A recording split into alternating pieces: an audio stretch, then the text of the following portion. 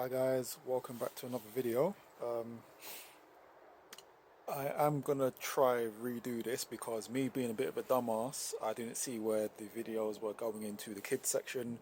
So I will reintroduce the cars quickly. But before that, I do want to give a minor update. So if you do go onto my channel and look at the previous videos, you will see that I had a situation with a company called Prop Shaft Services. What's actually happening now, obviously it's gone through to the police, it's gone through to the auto mechanic and trade ombudsman as well. Obviously they're still trying to basically say that I did not bring the parts in, which obviously I'm not going to go so far to try and come to a solution for parts I still have, even though it doesn't make no sense.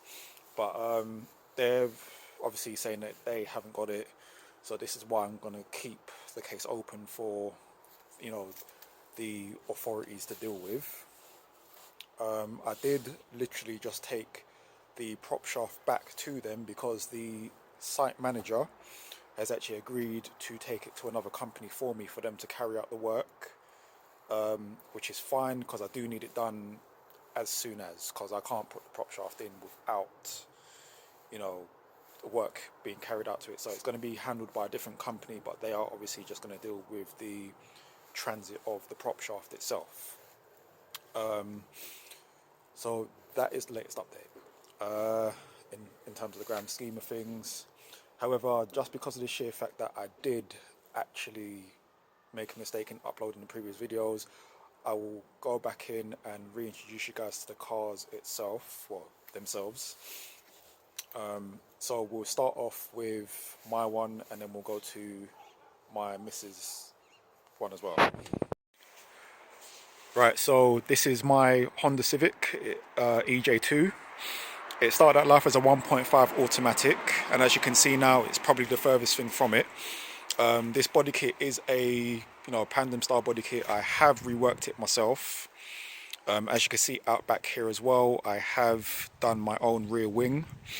Chassis mounted, obviously. It is being powered by two MX-5 motors, which I've done all the wiring myself.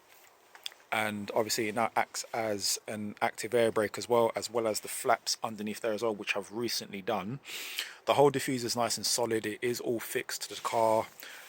That's not coming off for any reason at all. This car currently, obviously it's not finished just because of the work that still needs to be carried out for it. Again, doing it all myself, and it is literally the definition of built not bought, because none of this car has actually come from anywhere. So this diffuser I made from fiberglass. The wing was part of the body kit as well, however that was meant for the hatchback, and I've obviously just kind of reworked it so it actually fits onto the mounts that I made for it as well. Up front, let's go up front quickly. So up front is, as you can see here, it's got a K24 under the bonnet, or rather you can see straight through it. This particular car is twin turbo charged as well. It's actually twin rear mount turbos. The turbos in the back are a pair of GT35 82s, and that's been sent to what will be all four wheels. And the wheels that are on the car are a full set of Japan's Racing JR12s with R8 triple Rs on there. In this particular setup, the car hasn't seen any miles whatsoever. Just about everything is redone, even the headlights as well, actually made indoors just as the RLs.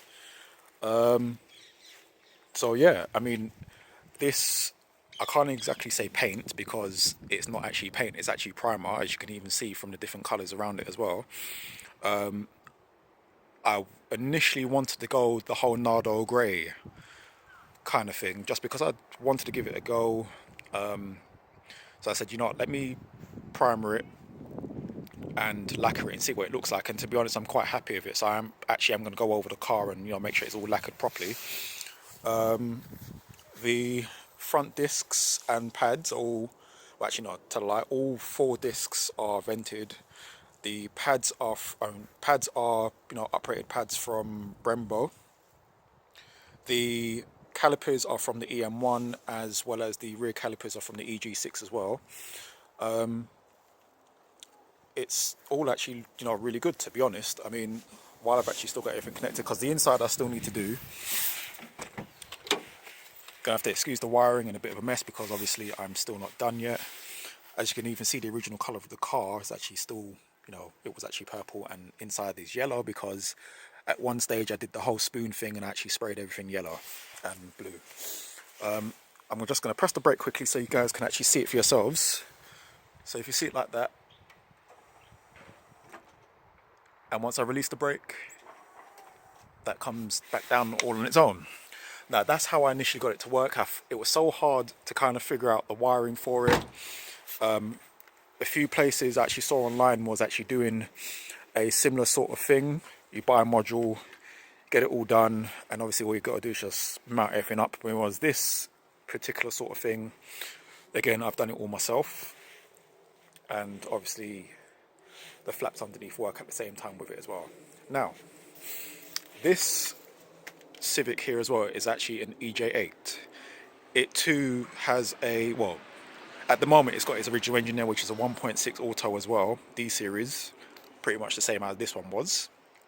However, although this one I bought it from a friend, and I gave it to my missus as an early Christmas present. We still haven't done anything to it except from try and iron out some of the dents that's in it, because it was pretty badly damaged. Like here was properly caved in, and we've literally just taken a hammer and bashed 7 bells out of it.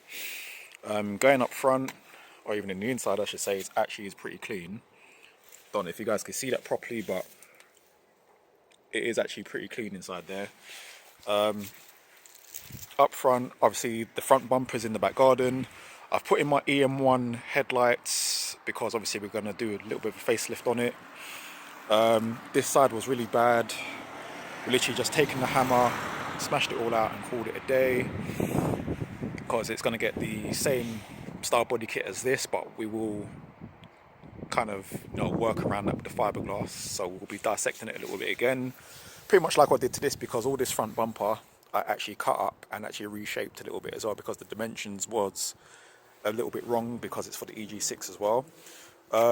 These are the wheels that I used to have on that car. They are ultralight UL48s. I've actually had them for a number of years. They really ain't a bad wheel. They're quite light, and overall they actually are a decent wheel. Just got normal all-season tyres on them, just because that's what I was running on them when the car, on the last moments before the car came off the road. But overall, it's a full car. Everything's all there, just needs some attention to the bodywork. We may be putting a K series in it as well. We've got a B series out back with obviously a turbocharger on it already, but we're not too sure on if that's going to go in or if it's going to go K series as well. So yeah, that is overall both the cars that we actually have out here at the moment. I only flipped the number plates over just because obviously this is YouTube. Obviously I don't want people to read the number plate like that. I will leave my Instagram so you guys can catch up on the car and actually see the ins and outs of how it's been built over time. I'll leave the Instagram in the description. Again, if you enjoy these kinds of things, obviously I know modified cars ain't for everyone, and this is something that is well and truly unique. Obviously, like, subscribe, watch the channel a little bit, see if you like where this is all going. This car will be going back on track. Obviously, completely different setup as to how it was before. This one will eventually go on track as well, but for now I just kind of want to work out getting them both on the road. So yeah, that's actually showing you guys around the cars briefly. Again, if you go to the previous videos in my channel, you would actually see how the turbos are set up in the back of the car. The exhaust does need to be made for it, but obviously I can't do that until the prop shaft is in place. So hopefully that gets sorted out ASAP. Well, hopefully, a lot more sooner than later, I should say. And hopefully we can get started on the exhaust system, and then once the exhaust system's done, then fuel tank, then run the fluid lines under the car, and then get the ECU put into it as well, because I'm going to go full standalone ECU on it as well. Right, so that's a little breakdown of the cars themselves. I'm not going to turn around and give you guys a solid figure on horsepower to which what they'll be making, because obviously I know I've got my estimation, I know I've got my targets, but obviously it does overall depend on what kind of setup I do on the car itself. Now I do have my specific sizes of things I'm using. Obviously this is from my own working out, which anyone who knows me personally knows that I know a thing or two about cars. I love these old Honda Civics. I think they're pretty great. They handle pretty well as well. So yeah, eventually when these cars do go on the road, I will try to get some rolling footage of that as well. When the cars go on track, I will be setting up some cameras and obviously try to get someone recording as they go around the track as well, so you can guys see how fast they actually go around the track, and obviously how they look like, screaming up and down the straights and such and so on, because I do want to go back to Silverstone as well. But yeah, actually before we actually go, because I know me pressing the brake pedal you would only see the spoiler move, let me just disconnect the rods that actually move the wing with the motors, and I'll show you guys how the flaps move underneath as well. Right, so I've already taken the pins out, so I can literally just pop them off. So that's one off already, and same thing for this side. I've already taken off one of the wires already, one of the cords, just so it's actually a bit more freer to move. And besides, I do need to adjust that cable for it anyway. But if I move the wing by hand like that, you can see that that's all moving along with it as well. Now, it is pretty basic on how it works, and these ain't going to be the final flaps. I actually am going to make up some new ones when I do get more fiberglass and actually can make the molds for them as well. So that should be done pretty soon. Sorry, I had to actually cut the video slightly there. Lost my trailer thought I was actually saying for a hot sec, because I just received some parcels. But yeah, it actually turned out to be my fiberglass stuff, so I can actually start that ASAP. I actually can start making the molds today, to be honest. But I'll make them indoors. I won't do it on camera. It's not really worth seeing. I'm pretty sure most of you guys know how to do molds for certain things already, so I won't show that on camera. It's not really much point. However, I will show how they look like, or the process, on my Instagram page as well. And as you can clearly see, there you go, wrong way.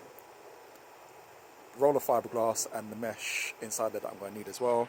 I've already got resin and hardening and stuff indoors already, so it's not really a big issue. But again, going back to the wing, it is a pretty basic setup on how the flaps work with the wing as well. I'm pretty sure anyone can actually do something like this. It's an easy thing to do once you figure out the wiring, and once you get the mechanism on there and actually working how you need it to get. It is pretty basic and pretty straightforward, so it's a minor thing, but it does work out pretty well. As some of you guys may have noticed, I do have a roof scoop on my car, and yes, it does have a dorsal fin on there.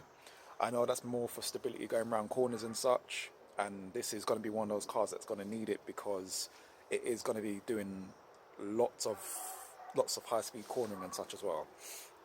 The main purpose of that roof scoop is obviously because the air filters actually are in that roof scoop.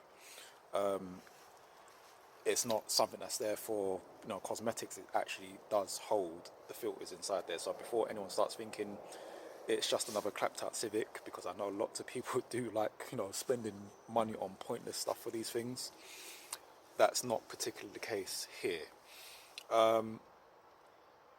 Overall, my estimation for power would eventually, as most people would, be to reach the whole 1000 horsepower mark. Possibly try to get more than that, because I do want to start doing like hill climb events, and as well as time attack stuff as well.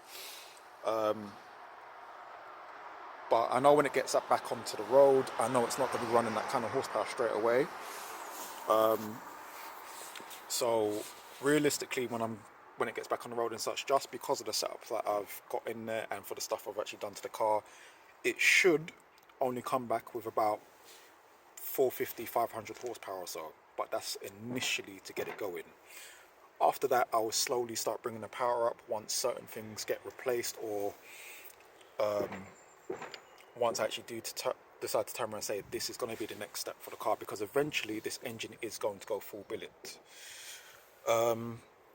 Obviously I have looked into different things, and obviously the thing that I've actually seen that many of these billet blocks are going to be like is, I know people usually dry sump them, but there is a wet sump version of these things as well, so that would be something I'm more looking forward to, because I don't particularly want to have to warm up the car for 10-15 minutes every single time before I have to drive the car.